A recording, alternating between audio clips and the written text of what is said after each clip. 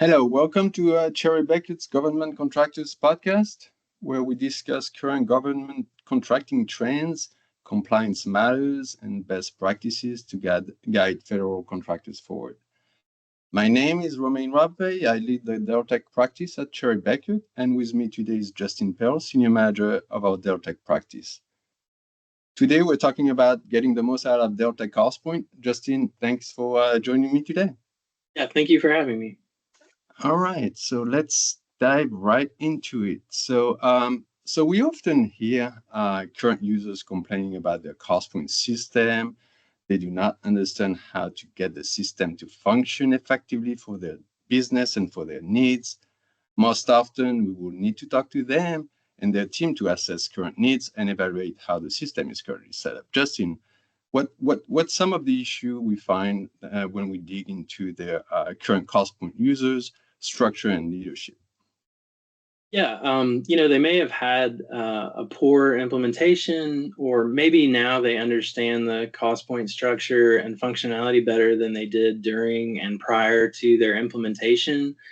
And they want to take advantage of some of that they've learned. Sometimes they've added new divisions or acquired new companies. Sometimes they're not able to get effective reporting for business owners or other stakeholders. So, we take a deep dive at their project account and organization structure and discuss with them what makes more sense for their current business environment and reporting requirements. So that's interesting.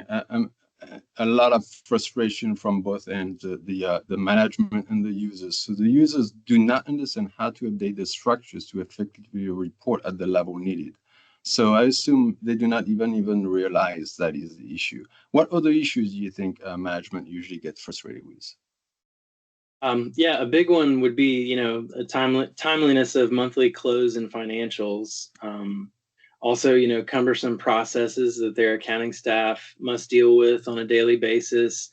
We see many issues related to employee timekeeping and subcontractor timekeeping, cost accounting issues, calculation of indirect rates, and then also, inadequate configuration of maybe, the expense module, which can definitely add frustration, not only for the accounting staff trying to process expense reports, but also for the users, just the employees that have gone on travel and, they're delaying getting their expense reports in because they're having trouble with the system and the way it was set up.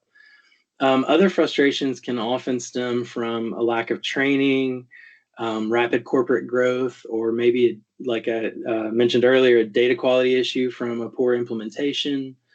There's often a high level of accounting department turnover, which can also cause frustration. So really, I mean, turnover is a big issue here, and rapid growth as well can bring tremendous changes to the organization. So with high turnover and changes, I mean, this would cause issues with inconsistent system processes and overall accounting process inefficiencies. Um, so um, there's a big risk of hiring folks that don't really understand the system cost point. I mean, this can lead to data history issues from performing correct steps into the process, isn't it? Yes, and this is exactly what happens. And then, organizations often get, months behind on entering transactions, behind on their monthly closing, and then their reporting. And then not to mention the reconciliation issues that tend to add up as deadlines are missed and, folks are just rushing to get everything completed because they're so far behind. And this is when errors really start to snowball and then reconciliation becomes a nightmare.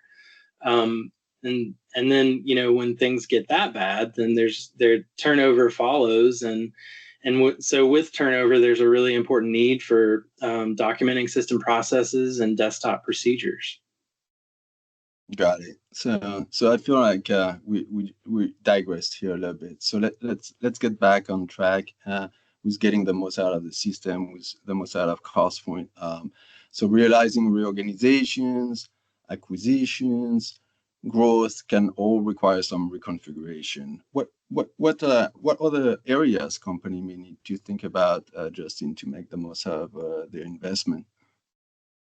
Yeah, it definitely is an investment. And they should think about other system functionality that may benefit them. Deltek is constantly improving and adding new functionality. Companies may not even be aware of some of the module capabilities that, or they may not be using them correctly. For instance, do they have a need to use purchasing to create more efficiency for accounts payable? Or do they have, numerous subcontractors and timekeeping issues with those subcontractors? The subcontractor module really streamlines this whole process. Another area companies may benefit from is the contract management module, which can streamline activities for the entire project lifecycle from bid to contract award, which also can be integrated with GovWin IQ. And then, of course, there's always budgeting and planning in the organization. Many companies rely on cumbersome budgeting Excel spreadsheets that, oftentimes were created by employees who are long gone. We've all been there, right? Over the last several years, Deltek has really focused on improving the planning module. Clients who may have understandably had frustrating experiences in the past with budgeting and planning would probably do well to revisit the much improved and renamed planning module to streamline their organization's budgeting process. So from all that has been said, I do believe most companies using Costpoint could definitely benefit from a discussion and potential assessment. At minimum, this can highlight how things are going well, or there should be some exploration of the current system structure in use. Sometimes just the simple capabilities or where companies are struggling or not even utilizing, such as computing pools outside the system, creating and calculating customer invoices offline. What are your thoughts? Yes, I agree.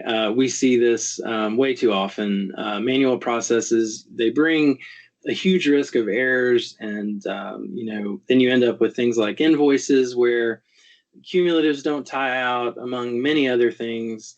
And anything that's going to hold up the invoicing process, the government's not going to pay until those things are resolved. And so we all know that getting cash in the door is critical for businesses. So having processes like this as efficient as possible really is key. Well, thank you so much for the conversation, Justin. We're at the end of our time for now. If you have any questions, feel free to reach out to me or Justin. We want to thank everyone for tuning in and listening. Please join us again for our next podcast.